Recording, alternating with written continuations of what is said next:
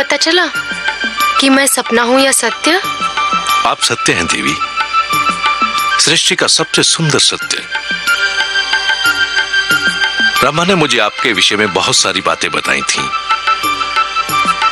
परंतु एक बात नहीं बताई थी जो मैंने अब जान ली है। कौन सी बात? यही कि आप मेरी संगिनी नहीं, मेरी आवश्यकता भी हो। आपने अधूरी बात जानी स्वामी। क्यों? पूरी बात यह है कि हम दोनों एक दूसरे की आवश्यकता है।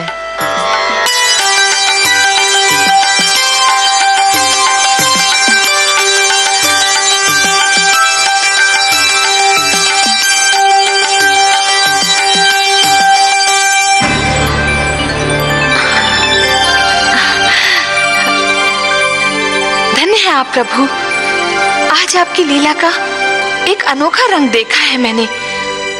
कितना सुंदर है ये संसार, कितनी अनुपम है ये रचना, ये प्रेम, ये भावना, ये स्नेह।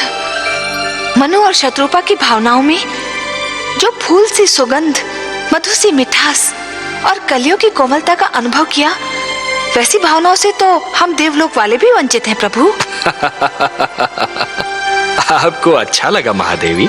बहुत ही अच्छा लगा सर्वेश्वर, बहुत सुंदर, बहुत मधुर। ये भावनाएं और इनको प्रदर्शित करने की शक्ति केवल मानव जाति को मिली है। यदि मानव ने इन भावनाओं की रक्षा की तो ये भावनाएं उसे जीवन की प्रेरणा देंगी, उन्नति की शक्ति देंगी, उसे शांति का मार्ग दिखाएंगी। ये प्रेम, ये स्नेह और एक दूसरे का आदर करने की यह भावना ही मानव जाति को संस्कृति देगी, सभ्यता देगी, उसे उत्थान का मार्ग दिखाएगी। और यदि मानव ने इन भावनाओं को त्याग दिया तो वो पशु और पिशाच के स्तर से भी नीचे जा गिरेगा। मेरी तो प्रार्थना है कि ऐसा दिन कभी ना आए प्रभु। ये सुंदर संसार यूं ही बसा रहे, प्रेम की ये शीतल धूप यूं ही बिखरी रहे, जीवन यूं ही मुस्कुराता रहे। मुझे तो इस धरती और इस जीवन से स्नेह हो गया है प्रभु। भगवान श्री विष्णु की मुस्कान बता रही थी कि माता लक्ष्मी ने अभी संसार का एक ही रूप देखा है। दूसरे रूप का ज्ञान तो केवल भगवान विष्णु को ही था। वो जानते थे कि क्या होगा और वही हुआ। परंतु मानव जन्म के साथ ही मानव के मन में जन्म लिया महत्वाकांक्षाओं ने, लालसाओं ने। मानव जाति बलवान और निर्बल, छोटे और बड़े, निर्धन और धनवान, राजा और रंक के वर्गों में बंटने लगी। शक्ति अभिमान में, बल अत्याचार में और प्रेम व्यभिचार में बदलने लगा। हिंसा भड़क उठे, युद्ध होने लगे। मेरे आंगन में रक्त की बाढ़ आ गई।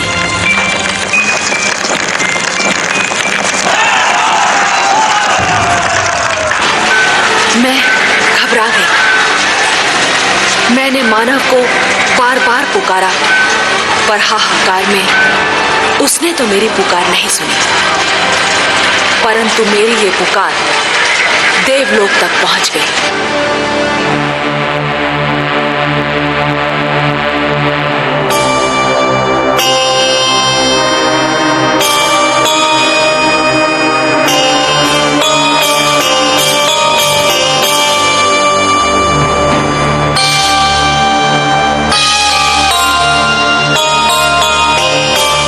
क्या बात है महादेवी? आपके इन सुंदर नैनों में आश्चर्य और विस्मय की छायाएं क्यों तैर रही हैं? किस सोच ने आपके मन को घेर रखा है? कुछ नहीं विश्वेश्वर, यही सोच रही थी कि यदि चित्रकार के बनाए चित्र को कोई बिगाड़ दे तो क्या उसे तनिक भी चिंता नहीं होगी? यदि कोई शिल्पकार की बनाई मूर्ति को तोड़ने की चेष्टा करे तो क्या उसे तनिक भी दुख नहीं होगा? यदि कोई चित्रकार अपना चित्र किसी को उपहार में दे दे तो उस चित्र को संभालना उपहार पाने वाले का कर्तव्य है। कोई शिल्पकार अपनी मूर्ति किसी को भेंट दे दे तो उस मूर्ति की देखभाल करना भेंट पाने वाले का कर्तव्य है।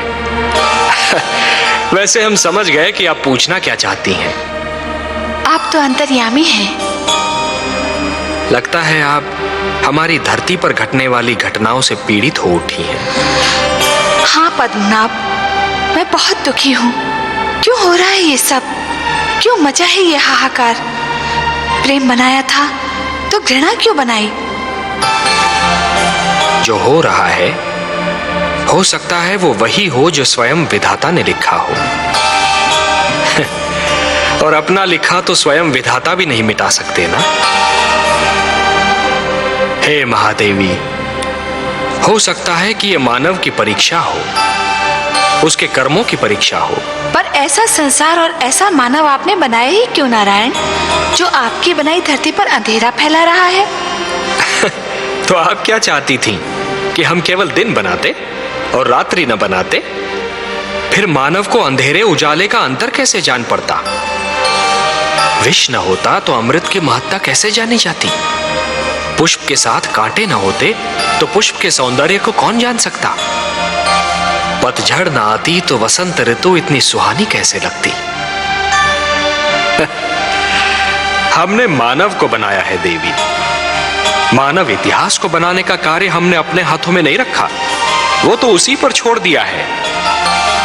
अभी तो उसे अपनी शक्ति का आभास हुआ है।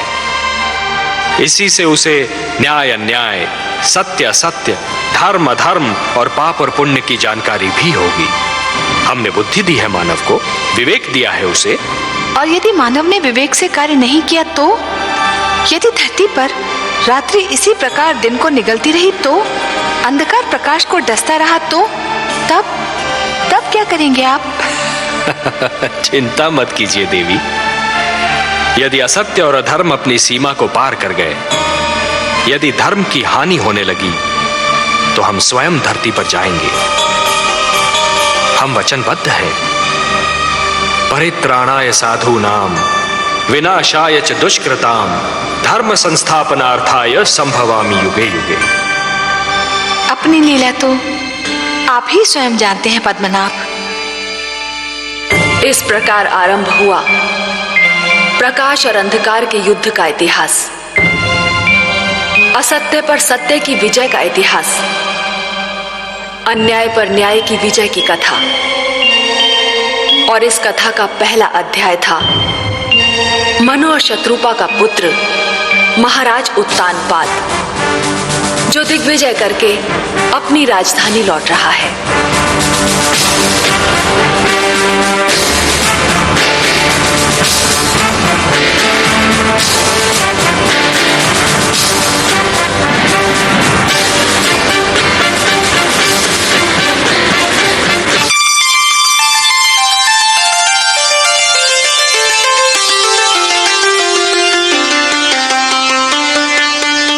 महारानी सुनीति की जय हो। महाराज उत्तानपाद दिग्विजय से लौटकर आ गए हैं। महारानी चलकर उनका स्वागत नहीं करेंगी?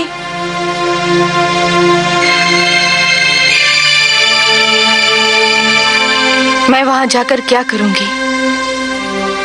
उनका स्वागत करने के लिए तो पहले से वहां कोई उपस्थित है।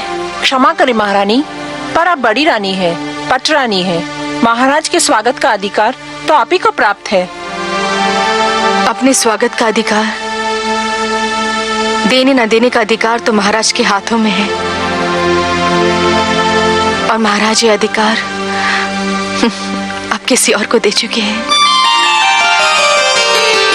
आप यही है बातें पिताश्री के स्वागत को नहीं गई? नहीं पुत्र, मैं नहीं गई। फिर मैं जाऊंगा पिताश्री का स्वागत करने।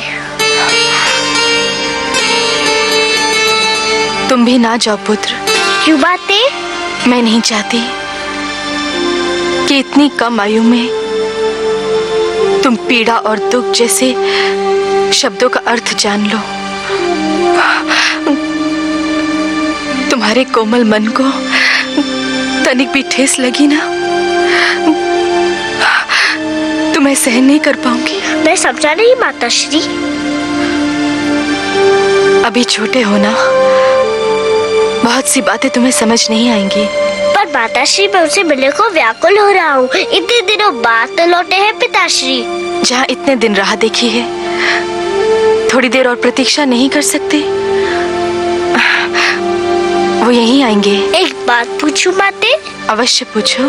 क्या वृक्ष की छाया वृक्ष से दूर रह सकती है?